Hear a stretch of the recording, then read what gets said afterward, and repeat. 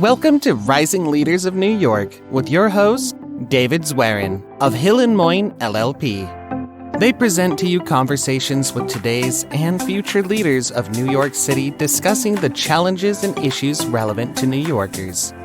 You can find this show at www.hillmoin.com and on YouTube, LinkedIn, Apple Podcasts, Spotify, Google Podcasts, and more. Now here are the hosts of Rising Leaders of New York.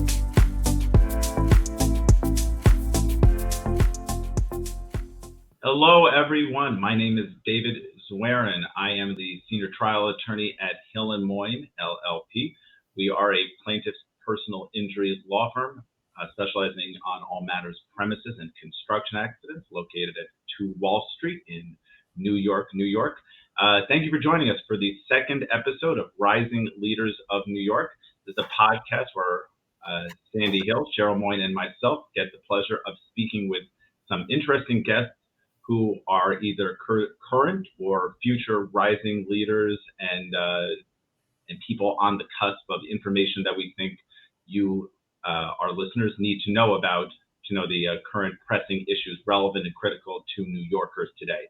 I'm very excited to have as my guest on the podcast my old friend from Hofstra Law School, a partner at the workers' compensation law firm of Zea Proukou in upstate New York, and a great advocate for injured workers throughout the state of New York. Please welcome Aaron Sanders to the podcast. Aaron, how are you? I'm very well. Thank you, David. Very excited to see you. I think we have a lot of interesting things to talk about, but can you basically introduce yourself, tell me about what your firm does, and also some of the things you're involved with in the Injured Workers Bar Association and other organizations I know you're passionate about. Sure, yeah. So after law school, after we graduated from Hofstra a long time ago, I came back to my hometown of Rochester, New York, and I've been a workers' compensation attorney ever since. I did about 3.5 years at a defense firm, and then I switched, and I've been representing injured workers now for 13-ish years. So my practice is solely focused on workers' compensation. I've never done anything else other than a random parking ticket or something, or a speeding ticket for someone here and there. Zea Proukou is my current firm. I spent 12 years at a different office before moving to this office in December of 2021. And our firm has an office in Rochester, New York, and then the one that I opened, which is in the Finger Lakes. We're in Canandaigua, New York, which is in, I guess, probably one of the more western Finger Lakes, but it's east of Rochester, sort of between Rochester and Syracuse. So our office does Social Security, disability, and workers' compensation. And essentially, 95% of what we do is representing people who have been hurt or become ill at work because of their work-related duties in the state of New York. And during my time as a claimants attorney, we call them claimants in workers' comp as opposed to plaintiffs in your area of practice. I've become involved with several organizations that whose mission it is to advocate for injured workers. So first and foremost, I've become involved with the Injured Workers Bar Association, which is the bar association for New York State attorneys who represent injured workers. And we have about 300, and I think it's a little over 330 members, which we believe represents around 65% of the active focused on claimants work attorneys in New York State. And I've been on the board of the Injured Workers Bar Association for 5, 6, 7 years, something like that. And I'm currently the president of the Injured Workers Bar Association. And I have been for 2022 and anticipate being the president for 2023. And then I'm also involved as one of the board of directors for the Workers' Compensation Alliance, which is the political action committee involved with advocating for injured workers. Sort of works side by side with the Injured Workers Bar Association, but of course they have separate remits and focuses.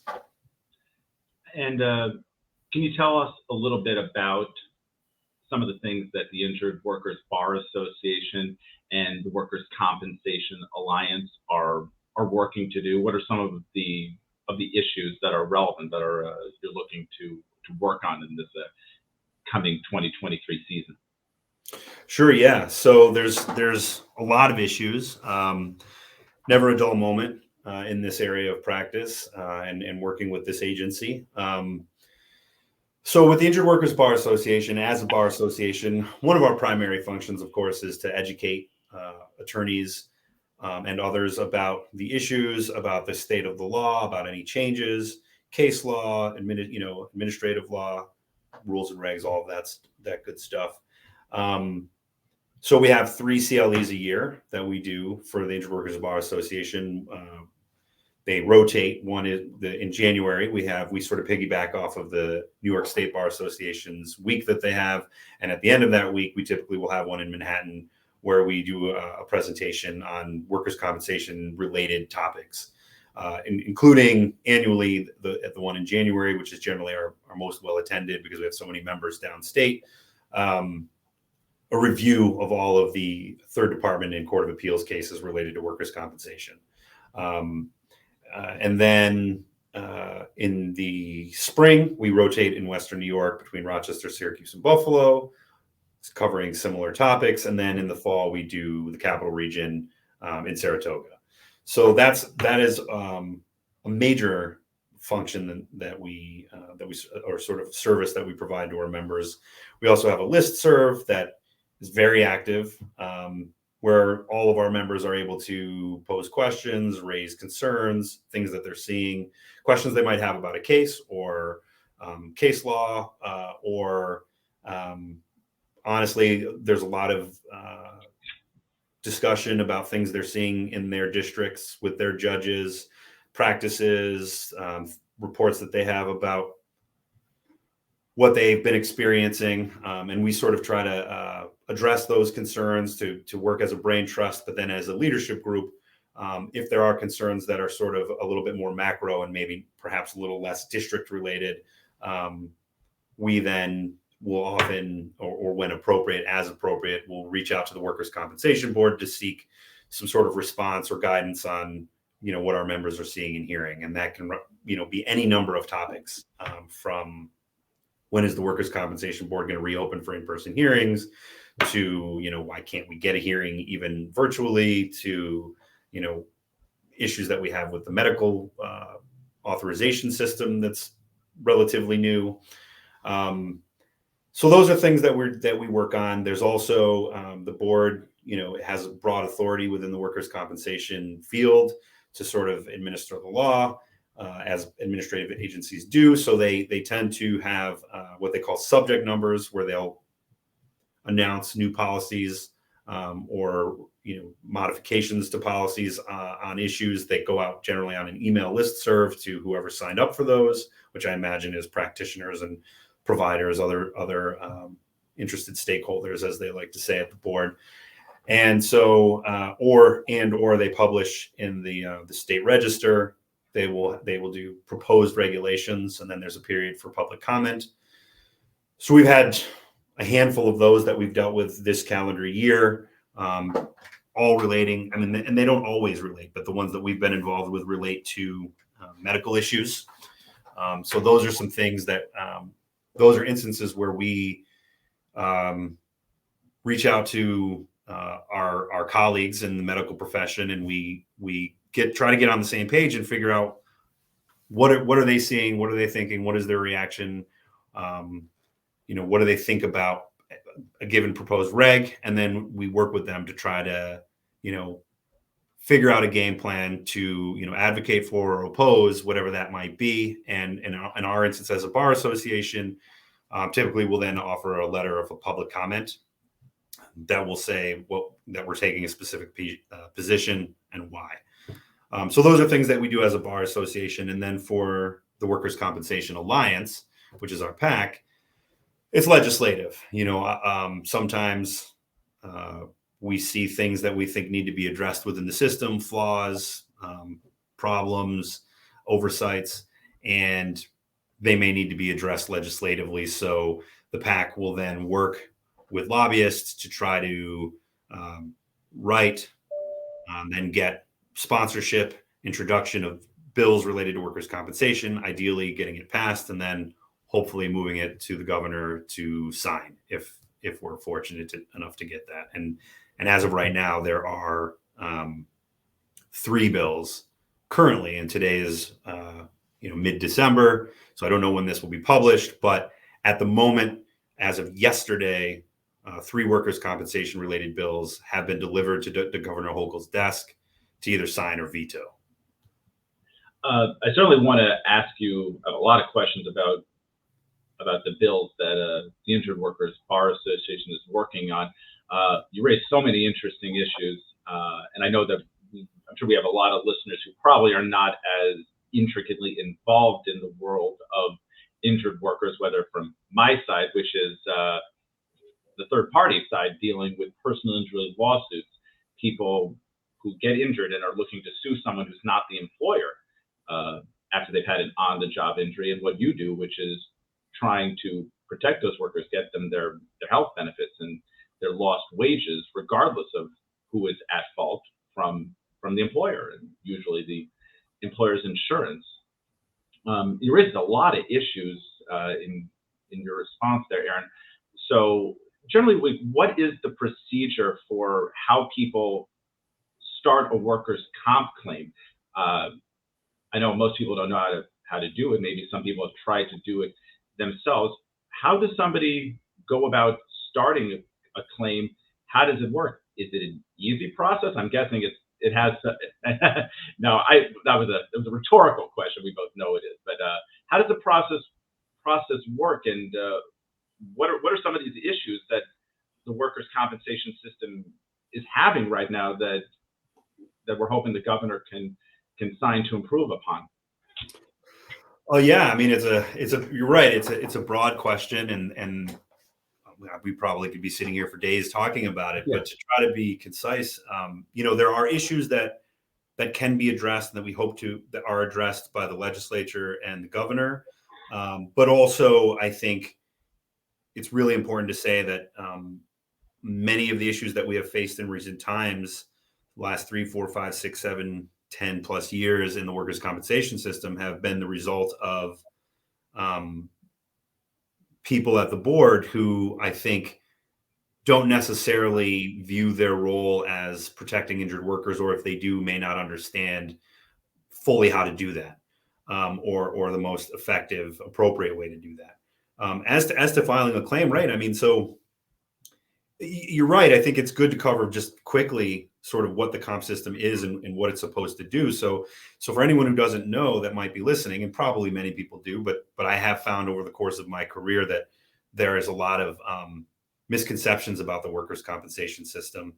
So it exists because of the Triangle Shirtwaist factory fire that I think was in 1917, where lots of primarily young girls died in a factory, and as a result of that tragedy, we ended up with a system where, as there was an agreement, a grand bargain, so to speak, where injured people who were injured at work while they were working because of their work, or became ill for those reasons and under those circumstances, were no longer allowed to sue their employers for work-related injuries or illnesses. Instead, they file a comp claim. So it's not a lawsuit. Instead, it's more akin to, it's an insurance claim. As every, as broadly speaking, every, motor vehicle driver in New York State needs to have basic auto insurance. So does, generally speaking, an employer in New York State need to have comp insurance. And so if an employee gets hurt or sick because they're at work while they're working, then they should be able to file a claim. And there's no pain and suffering, unlike in your area of practice. Mm-hmm. So if they have injuries or illnesses that impact their personal lives permanently, even if it's a young person who can no longer do the things that they used to do them as well, do them as often, do them without pain, etc., whether it's being with their family or volunteer efforts or recreational activities, that has no place in the workers' compensation system. Instead, you get ideally medical coverage and wage replacement benefits. And that's really all it is. It's supposed to get you medical care so that you can get better and go back to work, and replace your wages until or unless you can do that so that you can provide for yourself and or your family during that period. If you get hurt, you're supposed to file an injury report with the board. You have 30 days to give notice to your employer as a general rule, and there's exceptions to just about all these general rules or idiosyncrasies that can apply in various situations. But generally, it's 30 days to give notice and then 2 years to file your claim. And a lot of people don't understand that. A lot of people think their employer is going to do it for them, which they should. They have a filing requirement of their own, but oftentimes they don't. They certainly are often given inaccurate or incomplete information. They may rely on either their employer, HR, or a supervisor, or heaven forbid, an insurance company to tell them what they're supposed to do, and that can often lead to troubles in the system. As to the issues that we see, I would say very broadly speaking, it's an oppositional system, right? So we've got insurance companies that, as all insurance entities, generally speaking, do, they take money and they're supposed to provide benefits and protection for a person in case an accident or an incident happens. And they don't want to do that. So, I would say that the primary issues we run into are that insurance companies, they're generated by the fact that insurance companies do not want to pay for the wage replacement and or medical benefits that they are supposed to pay for. Obviously, there are legitimate questions about whether things are work-related, whether medical care is necessary, what's the appropriate rate of benefits, all of these things. It's not like I'm saying that there's no gray area where there are legitimate issues raised by insurance companies and their attorneys. Of course there are. But we have that inherent friction and tension in the system. And I think that the primary problems we have seen in the last 5-10 years, especially, is a shift by the Workers' Compensation Board from being a sort of neutral arbiter, where, in my early days of practice, it seemed, especially as I was doing defense work, that the tie would always go to the worker, to a system where it really feels like the Workers' Compensation Board is trying to protect the benefits and not the injured workers. They want to reduce and or eliminate, or it seems that they want to, and even if it's not intentional, they are restricting access to medical care and wage replacement benefits. They have made it is harder than ever to get a hearing. It is harder than ever to get medical treatment authorized. It is harder than ever to get paid as a medical provider who is trying to help injured workers.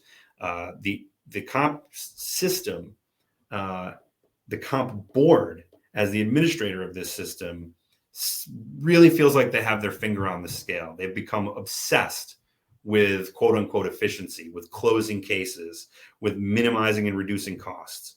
I mean, one of the things we can say is that the comp board post-pandemic has closed all of their hearing sites, their courts, and they are all running virtually, which was, I will acknowledge, it was a godsend. They really didn't miss a beat when the pandemic started. And that was something that they had in place in advance of the pandemic. But since then, they have failed to reopen, despite continually giving us assurances that they will reopen. We sat in a meeting, the Injured Workers Bar Association, myself and our 2 vice presidents, went to Schenectady to meet with the chairwoman, the general counsel, the senior law judge for upstate and downstate, the assistant general counsel, and a few other people. And we asked them, this was in, I think, March of 2022. We said, when are you going to reopen your hearing sites so that people at least have the option to appear in person? Because this is a really important thing. One of the things we've seen over the years is that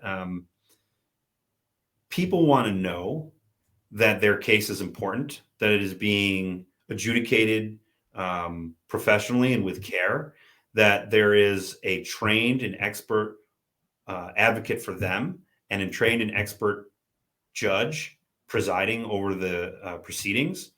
And you can't always get that when you're on the computer. Certainly, it can be difficult to get that on the telephone. And there, of course, are many hearings where, maybe it's a slightly less dramatic issue. So it's not a big deal that we're limited to virtual hearings or capable of doing virtual hearings. But there are occasions, especially when it's trial testimony, you have witnesses giving testimony, you want to be able to get a real sense. You want to be able to give the judge, the defense counsel, a real sense of the person, of their veracity, of their credibility, of how they've been impacted by whatever the issue is or whatever the case may be. And that can't be done as well virtually as it can live. And we were told in March of this year that they plan on doing it. They plan on doing it as soon as we can. We'll keep you abreast. And to this date, they remain closed. At that meeting, they told us that it was the governor had declared some sort of state of emergency and that all administrative agencies were closed and that until or unless that was changed, they wouldn't be able to reopen. I've yet to confirm whether that's actually accurate, but what I can say that I've observed since then is that they have continued on a policy and a practice that predated the pandemic of closing outlying rural and smaller city hearing sites. They have consolidated so that, like, for example, in Buffalo, they used to have a hearing point in Lockport, which is and one in Batavia. There used to be a hearing point down in Hornell, which is in the southern tier of New York State. There used to be one in Jamestown, which is in the southern tier. There used to be one up in Canton, which is in North Country, and other areas. And they have closed them so that even if they reopen for in-person hearings, people who live outside of the larger cities will not be able to go easily, conveniently, inexpensively to a hearing in person. And in fact, within the last month or two, we started to receive, we received a notice that said they were going to stop putting the physical address of the workers' compensation, what do they call them? Customer service centers, which used to be courts. They're going to stop putting the address on notices of hearing because they do not want people to show up in person.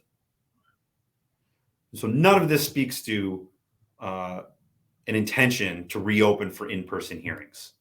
And yet they have the gall to say that I think it's down by New Paltz or something, that they've opened a new customer service center to provide all of this access to the system, but you can't go in person. If you did, the door would be locked and they wouldn't let you in. So I know I've gotten sort of far afield and sort of idiosyncratic and very focused, but that is a case in point for the kind of issue that we are dealing with the board, which is to say, they very much are in the habit of doing things that they say are for the benefit of people. That if you just read their emails, you would say, and their press releases, you would think, wow, they're really doing a lot for injured workers. They really care. They're going out of their way to be proactive. And the reality is that the vast majority of rules, regulations, policy changes that they have either enacted or advocated for or endorsed have hurt injured workers in the last several years, 2, 3, 4, 5, 10 years. And I think it is an antagonistic board that we've been dealing with.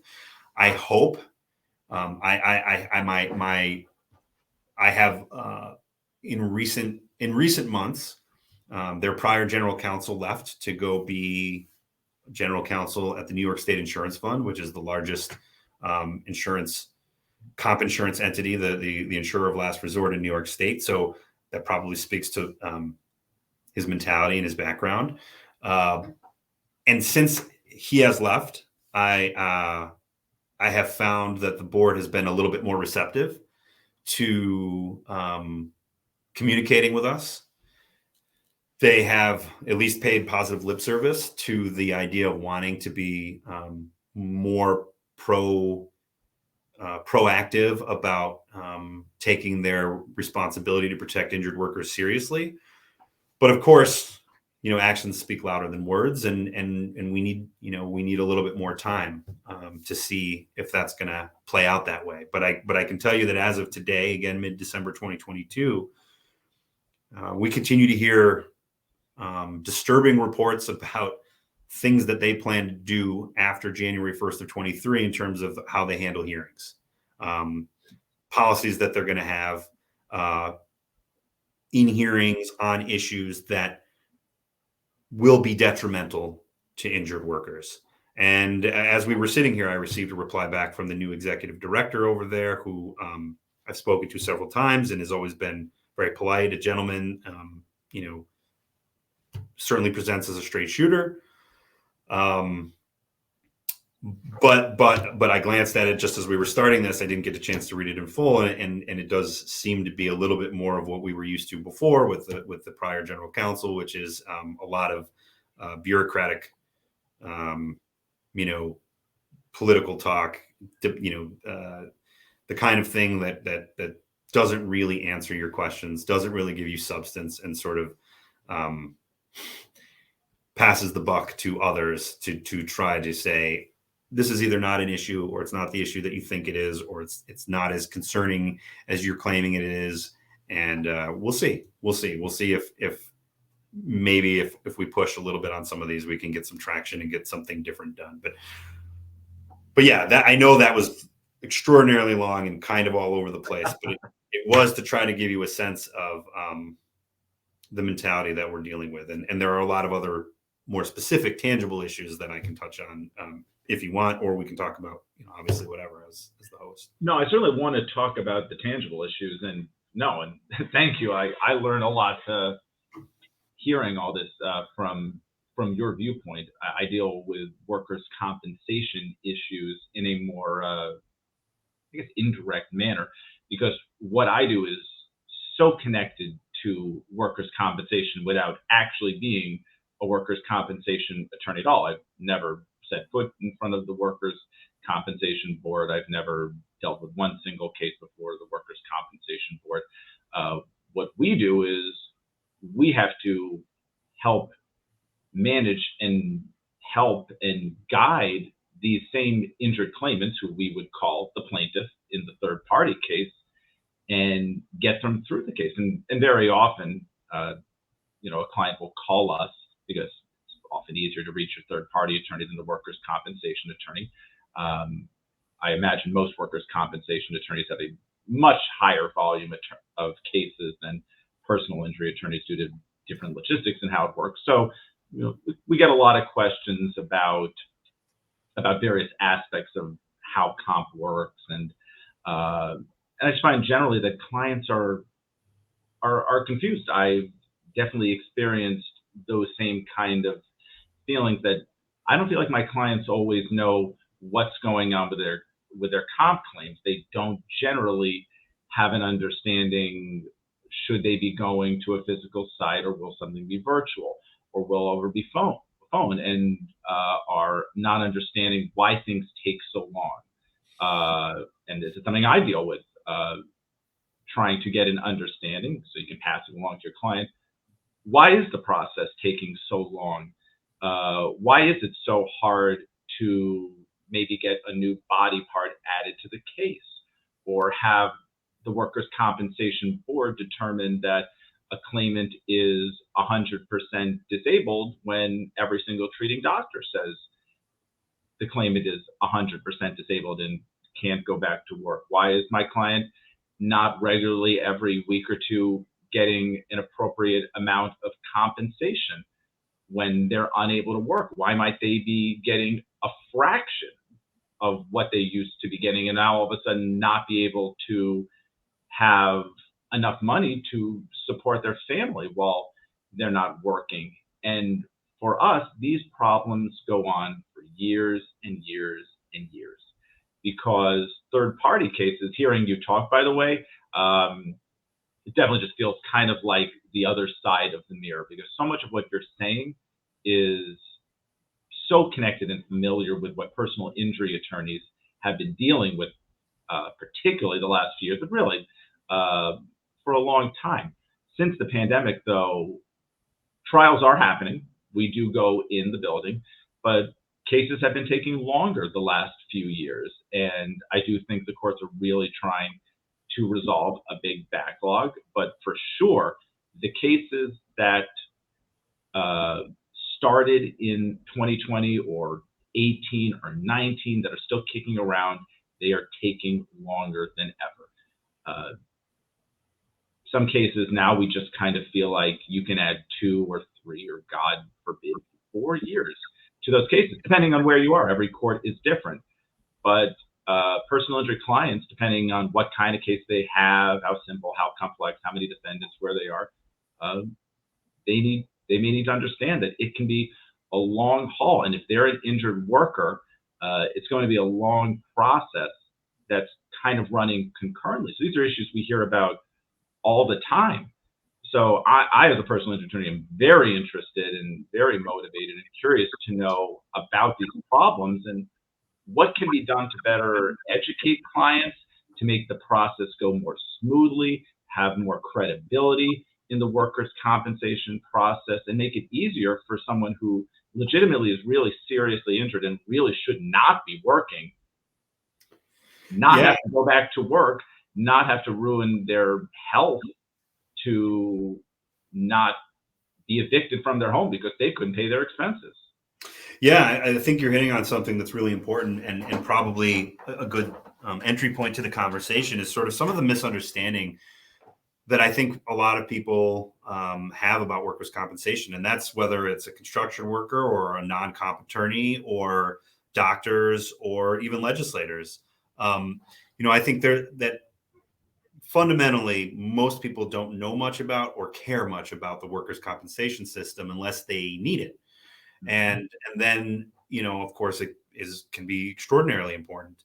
So I think that the first most important sort of misunderstanding and misconception that people often have about the comp system is that, oh, okay, so if I go out of work because of a work-related injury or illness, I'm going to get 2/3 of my wages, and that's going to be tax-free. So generally speaking, the comp payments are tax-free, but the 2/3 piece is not really accurate, because the way it works is, when you're figuring out how much someone's going to get paid, you have to figure out their average weekly wage, which is their gross earnings in the year prior to their injury. And then that's going to dictate for the remainder of their case, which, as you rightly say, could be 5, 10, 15, 20 plus years. And that's going to dictate what their awards are. And then so during a period of temporary disability, before there's a determination whether they have any permanent disability, and if so, how much that might be and how much it impacts their ability to earn money versus pre-injury, the way it works is the doctors will assign a percentage of disability, and you take that percentage and apply it to the average weekly wage, and you take 2/3 of that number. Or some people say, well, you take 2/3 of that number and you apply the percentage. It doesn't really matter because the math is the same. And so the way I explain it to my clients is, if you have, a $600 average weekly wage and then a 100% disability, you're going to take 100% of 600, which is 600, and 2/3 of that, which is 400. So someone with a $600 average weekly wage and a 100% disability is going to get $400 a week. So they are getting the 2/3. But most people don't go from being 100% disabled to 0%. There is usually, almost always, an extended period, sometimes quite protracted, when you may be 70 or 50 or 30 or 20% disabled, or whatever the case may be. And when that happens, the benefits, the entitlement, the legal entitlement to benefits goes down. So if you have that same $600 gross average weekly wage and a 50% disability, you're going to take half of 600, which is 300, and 2/3 of that, which is 200. And that person's going to have to try to make ends meet. And so the longer you're out with anything less than 100% disability, the more likely it is you're going to run into economic trouble, because most normal people live pretty hand to mouth, and what's coming in is what's going out. And certainly in the area that I work, where it's the Finger Lakes, it's a slightly rural region, very working class. People are living, pretty hand to mouth. And so if they have to go anywhere from a few weeks to even a few months without their normal wages or much longer, they, as you said, they may run into issues paying their mortgage or rent, paying for their car. Of course, other bills, credit card things, bills go way up. Their credit scores tank.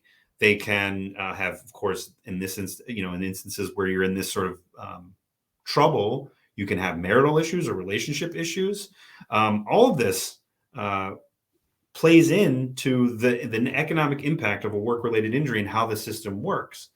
And so that's sort of a really important piece to understand. And hand in hand with that is that piece where we're trying to get people better. We want them to go back to work. What I always tell my clients is we want to get you better and back to work because it's the best place you can be. Because if you're working, then you're earning a wage and you're not worrying about this system that may be up and down on you and leave you worrying about how to put food on the table and a roof over your head. So inherent in the sort of problems of the system is how quickly can we get people medical care? How adequately and fully can we get them medical care?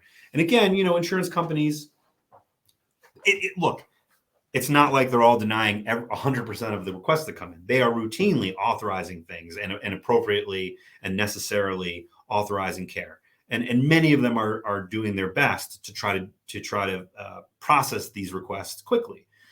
But the reality is that the insurance industry is full of people who are overworked, often underpaid.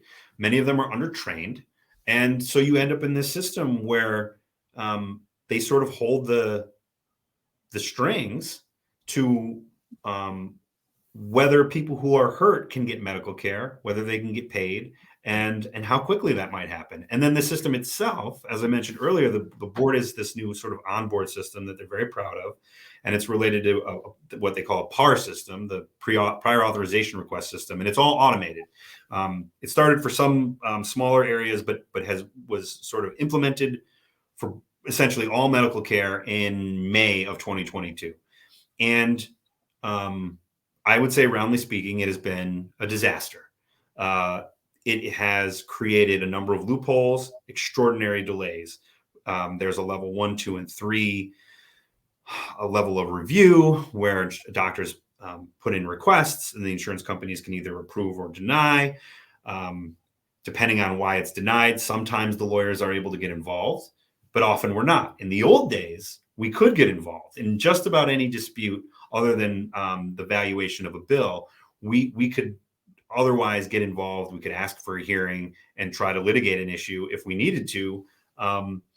And now, in many instances, depending on the reason that an insurance company puts down as the justification for its denial, we may be cut out. It may be back to the doctors to request additional levels of review. And then eventually it goes up to what we call the MDO, the medical director's office, which is a newly sort of it's been there, but it's sort of now in charge of this system in a way that it previously wasn't, as sort of an adjudicator.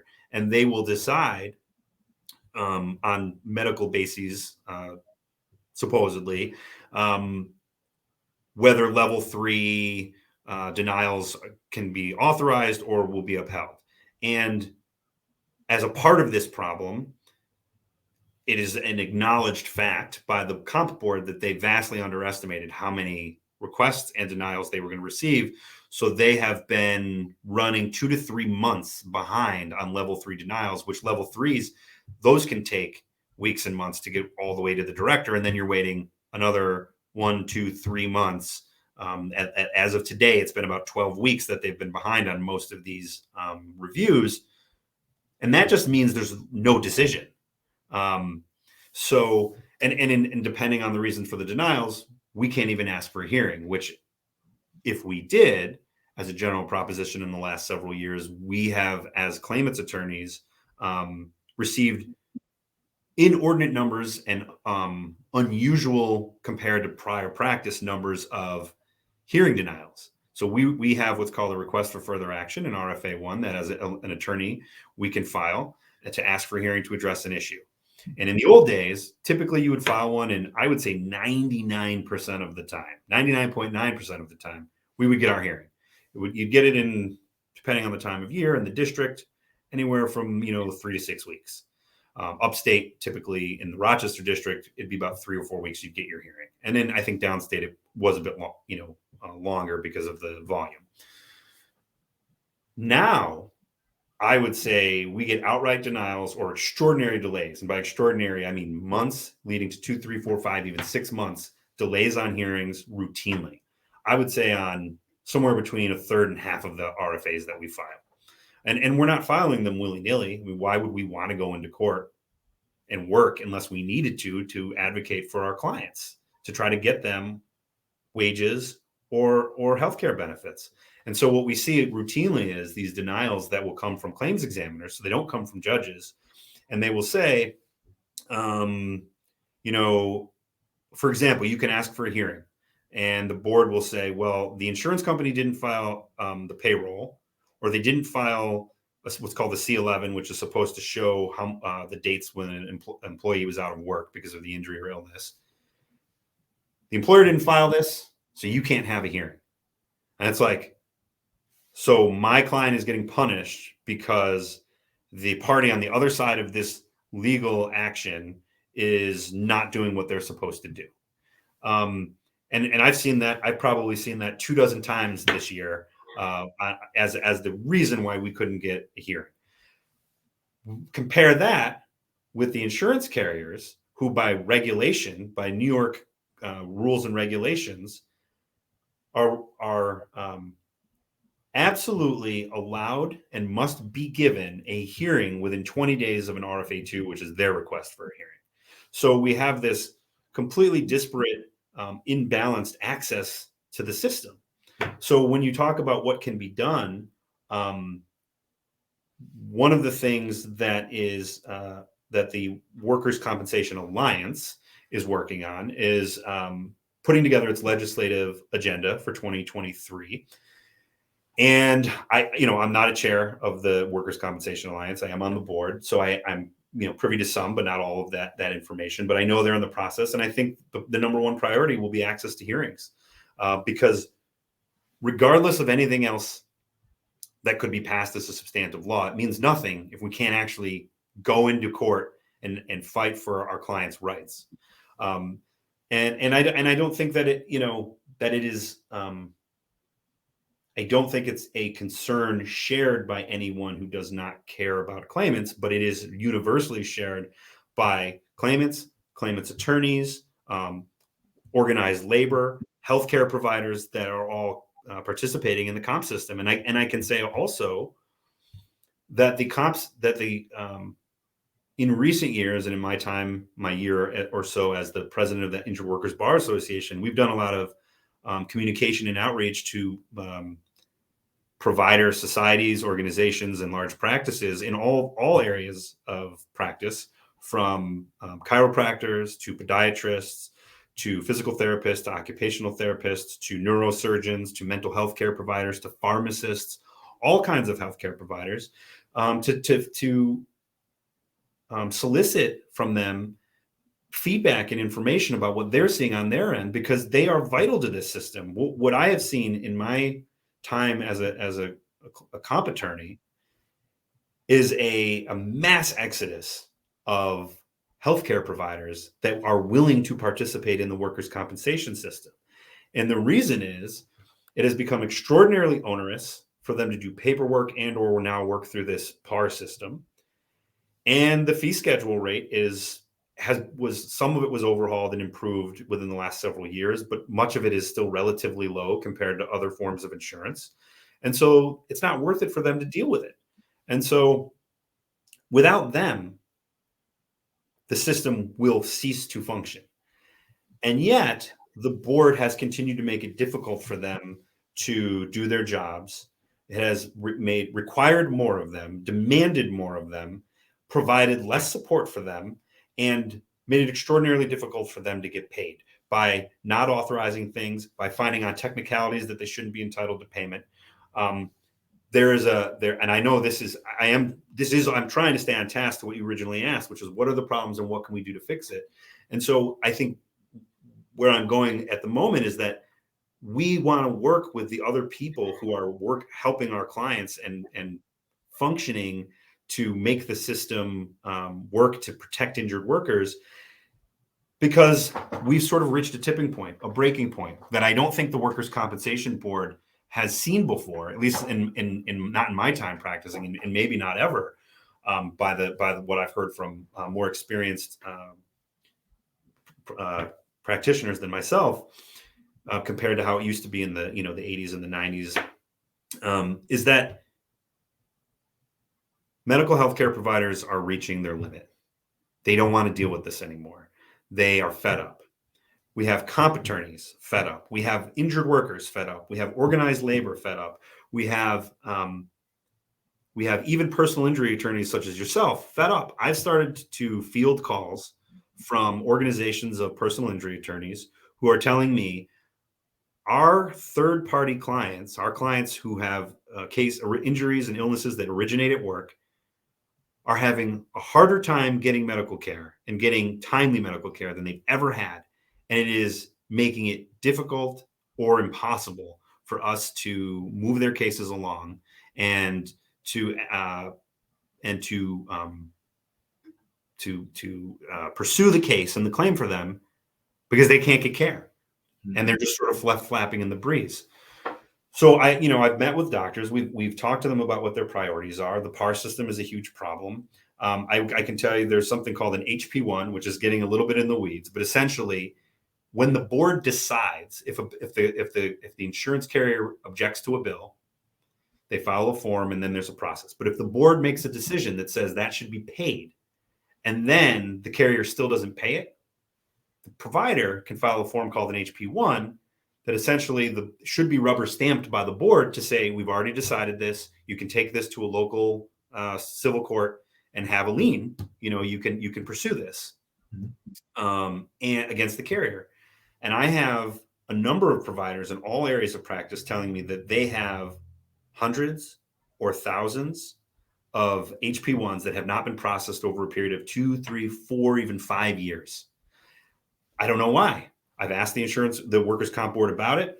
They won't give an answer. That's the kind of thing where you're talking about, that's obstructionist. That comes from the Workers' Compensation Board. That comes from them shooting down providers and medical societies one by one and saying, this is an issue. This is not as serious as you think it is. Here's the solution. You need to give us at least this much time. Like you're just making up these problems. So by working with doctors, we're starting to, I think, gain some strength in numbers and some focus on what some of these real issues are. They also, I don't even know if you knew this, but if this bill's objected to, the board does not allow them standing to come argue on behalf of themselves to get their bills paid. So claimants' attorneys do it, which is not ideal for doctors and not ideal for claimants' attorneys, because the doctors don't have any real insight or control over what's happening with their own, unpaid bills. And claimants' attorneys, depending on the claimants' attorney that you're working with, we're not getting paid to advocate for those. And some do I think many of us do a really good job advocating because we want the doctors to get paid so they will continue to treat our clients. But there, of course, are some who are going to say, well, that's not really my job, which is true, in the sense that we're not there to be bill collectors for doctors, but we're put into that role. So these are a bunch of the issues that we deal with. And, I think what we can do about it is, like I mentioned earlier in the discussion, is that we communicate with the board during public comment periods. 3 times we did that in 2022. There was a telehealth reg during COVID, the governor signed an emergency reg that basically just said telehealth is allowed for just about any kind of medicine.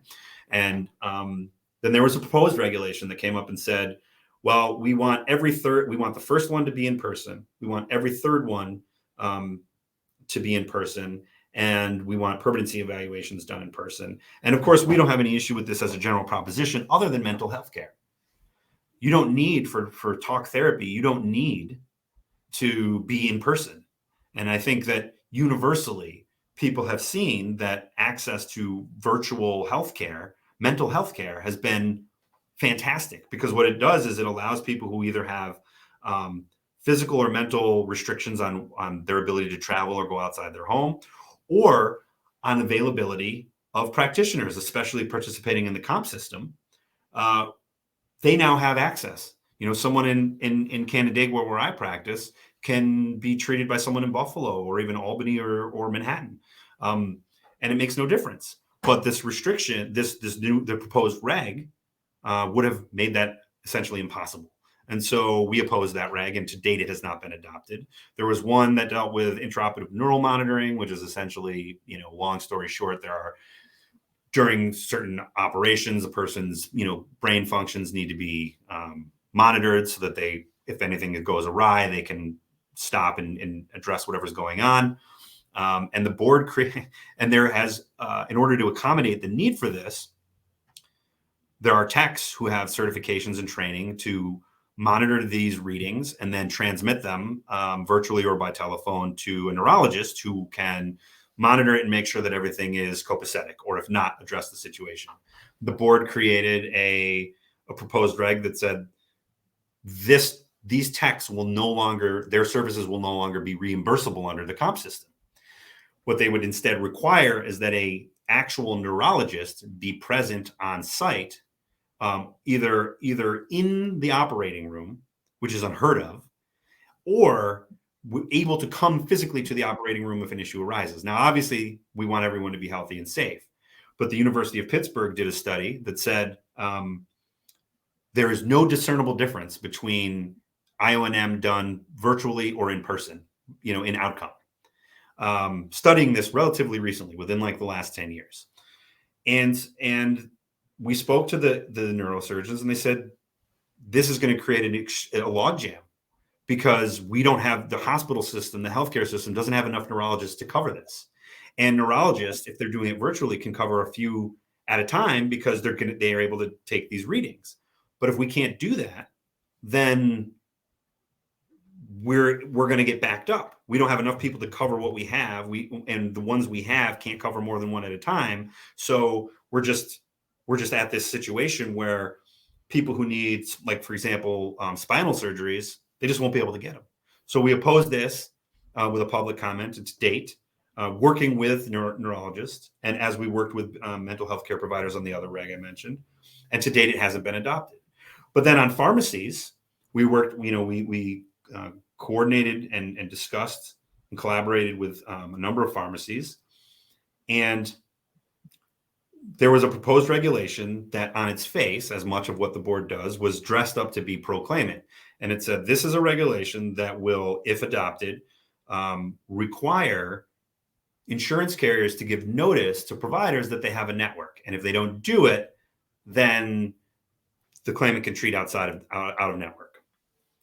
But what was hidden in this proposed regulation, which has now been adopted recently within the last month or so, was language that said if they do give notice, then out-of-network providers will no longer be able to be paid even at in-network rates, which was an end around a third department decision that had addressed this head-on and said, no, this is a remedial system designed to protect injured workers.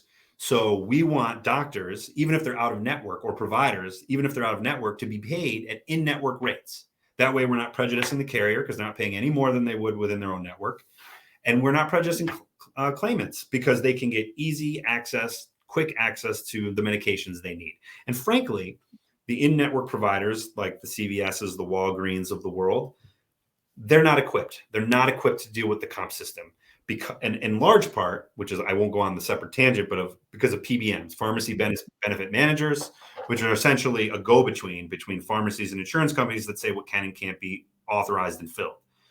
They provide no actual useful function other than to take money from both sides, and they don't generally know what they're doing. They say we don't have updated authorization. We're not actually the ones that authorize this. It's because they have a strong lobby that they exist in this state, and they're useless. And they are an impediment and an obstruction, and they often are difficult to deal with, or don't answer the phone, or they don't have the answers. They can't get them quickly. And so normal pharmacies can or won't deal with them. So if a person an injured worker goes to one of these pharmacies and they call the PBM and they say, well, I can't fill it, this is not going to get filled. There are specialized pharmacies that know what the system is, how it works, and they will fill them as long as they, and they know the rules. They're not going to fill something willy-nilly because they don't want to take a loss on it, but they will fill it even if they can't get authorization immediately because they know that it should be and ideally will ultimately be authorized and that they will be able to get paid, even if it's an in-network rate, which would be obviously generally lower than what an out-of-network rate is. But they're there to help people. But because of this regulation that just went into effect, these providers can no longer fill these prescriptions because they know with 100% certainty now, if they are not in network, they will not be paid. And so even though they sprung up to fill this need and to fill this vacuum for providers who understand the rules and will take the short-term loss in order to chase down the money eventually, now they're out of business. Now they will be out of business as of like a month ago. And so we oppose this reg. We continue to oppose this reg. I've been in touch with the Workers' Compensation Board about this and asked them to explain this and if there's something that we can do to have it addressed or revised or eliminated. And to date, it's been crickets. And so I do have faith in the current chairwoman. I have spoken to her a few times, and I believe that her heart is in the right place. I think that when in her earliest days, she was still learning the ropes. She had some other senior staff that I think had a lot of influence and maybe a little more control than was their job description. But I think that with some of the recent changes, I think she is trying to do the right things.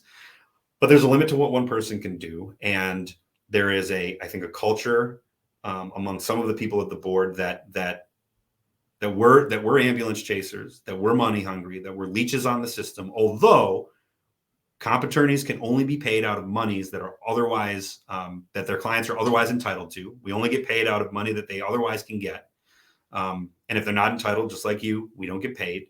So we're not an external cost, unlike certain other actors in the system. But there is a culture among some in leadership positions at the board who have been there a long time that we are the problem, that we are creating problems, that the doctors are money hungry, that they are doing procedures they don't need to do, that they only care about making money, and the same with us. And the thing is, it's true. We are all doing this as a job so that we can get paid and pay our bills and take care of our families. But we're still helping people. The job is helping people. So it's wrong for the board to demonize us and to be obstructionist. And so that leads us to where we go with legislation, which is, if we want to address out-of-network providers, whether it's pharmacy or other kinds, being able to be paid at least in network rates, which is just common sense, that's probably something that has to go to legislation. Because as it currently stands, the board has passed a reg that expressly moves in the other direction. If we're talking about benefits, like you and I spoke about earlier, you mentioned you got these clients who are out of work and they can't afford to be. So they may go back to work even when they are not physically ready, possibly making themselves even worse or incurring additional injuries. Or if they're not going, living off of the reduced wages that we talked about earlier, the partial disability benefits. We have legislation right now that's on Governor Hochul's desk that was written by the Workers' Compensation Alliance and sponsored by a senator, several assembly persons and members and senators. I fail to recall their names off the top, which is terrible. I should know, but it's been a long day. But it passed. And this bill would allow people who are out of work and cannot return to the job they had when they were injured to be paid at the maximum rate, regardless of that 20%, 50%, 70% thing that I was talking about earlier. And that seems fair and just, right? It seems like if you can't do the job, if you're physically incapable of doing the job that you had when you were injured, you should be able to have your wages replaced until you can do it. But this has been vehemently opposed by the Business Council and the Chamber of Commerce and insurance companies, saying this is going to cost a ton of money. This is going to be a terrible thing for small businesses.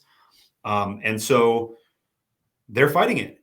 the reality is that I think it's 76% of businesses in New York State pay less than $5,000 a year in workers' compensation premiums. This legislation allows, it says that if the employer where the person was hurt can provide light duty, then the person has to go back and try it. And if they don't, or they refuse to, then they can't get paid anything. So it's an interesting thing because it's really just there to protect people, but it's being demonized as this extraordinarily expensive, inordinately expensive, unduly burdensome on small businesses thing. And it's really not. It's really not. We know the Business Council and the Chamber of Commerce are worried about the big businesses. They don't care about small businesses. When you look at how much it costs to be a board member of the Chamber of Commerce or the Business Council, to their sponsorship levels, we're talking tens of thousands, sometimes over $100,000 a year just to sit in on the meetings. Those are not small businesses. Those are large businesses that, of course, they would be impacted. But at the end of the day, a question that nobody asks is, we're talking about workers' compensation is the single most profitable kind of insurance sold in New York State. They make billions of dollars. They are at an all-time low in terms of the amount of comp expense they have per dollar of wages paid to their employees. An all-time low over like the last 30 or 40 years. Why are they at an all-time low? They're at an all-time low because of quote unquote reforms that were done starting in 2007 that capped payments on permanent partial disabilities. So now if you have a permanent disability, even if you can never go back to work, if it is not a permanent total disability, which essentially means you can't do any job anywhere under the sun. You can't even be a Walmart greeter. You have to be that disabled to be permanently totally disabled. Unless you're that disabled, you are capped, which means your benefits will stop. It's generally somewhere between 3 and 4, maybe up to 7 or 8 years. And you have to have a pretty significant disability and loss of wage earning capacity for that. Otherwise, it's capped and it runs out. And then you're on, benefits, federal benefits, state benefits. You're not on disability, your Social Security disability, Medicare for older clients, food stamps, welfare, these kinds of things. So it's interesting that it's essentially large corporations saying this is all going to hurt small businesses when generally speaking that's not the case, and then sending the cost savings that they're making over to the federal and state systems, or just to people who are going to, generally speaking, suffer economically, mentally, emotionally, physically, if they don't have this safety net of the comp system anyways. I mean, of course, it's primarily about injured workers, people who are just trying to make an honest living and get hurt or sick at work because they're doing a job. So those are the things that, that's the battle that we're facing. And they have a lot of money. They have way more money than our PAC. They have way more money than our bar association. They have, and it's easy to paint us as, money hungry lawyers, but there's very few wealthy workers' compensation attorneys. We're out here making a living, but we're helping people to do it.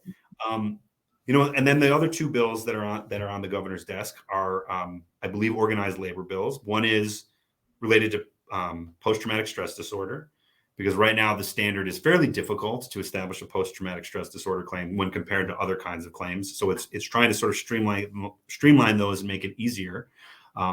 Because right now, the general standard is you have to be exposed to something or experience something that is way outside the norm of what someone in your field or profession might experience. And that can be really, really a high hurdle to pass for someone like a corrections officer or a police officer or other sorts of professions that deal with really dramatic and traumatic situations, where they say, well, yeah, okay, maybe you witnessed somebody kill themselves or kill a bunch of other people right in front of you. Maybe they tried to kill you, but that's not unexpected if you're a police officer or a corrections officer. So you shouldn't be covered. Things like that. So that's a bill designed to make that a little bit easier to establish. And then the third bill is one that is designed to actually increase the minimum rate that someone can be paid for a workers' compensation case if they're out of work, which right now is $150 a week. A person cannot be paid less than $150 a week for a case, for a recent case, unless they were earning less than $150 a week at the time of their injury. But at $150 is pretty low, and this bill would index the minimum rate to, I believe, 20% of the statewide average weekly wage. So right now, the maximum rate a person can be paid in comp is 2/3 of the statewide average weekly wage, which is indexed by the Board of Labor or the Labor Department every July 1st. And this would seek to do something very similar with the minimum rate, which, if enacted, if signed by the governor, will more than double the current minimum rate. It would be over $300 a week, which I have to say would be substantial for many of my clients where I work. And honestly, probably more important than the maximum rate for the vast majority of my clients. So, and if the temp total bill is not passed, then the minimum rate will be even more important, because a lot of people will still be having to deal with getting 2/3 of 20% or 30% of whatever they normally make. So those are things that are on the governor's desk right now. We obviously hope she signs them. We know that insurance and business interests will be fighting tooth and nail against all of those bills. They will probably fight the hearing bill. I have gotten the sense that the comp board will fight the hearing bill if we get a hearing bill sponsored and introduced next year. So those are the things that we do. Those are the things we are trying to do. That is the atmosphere in which we are trying to do them.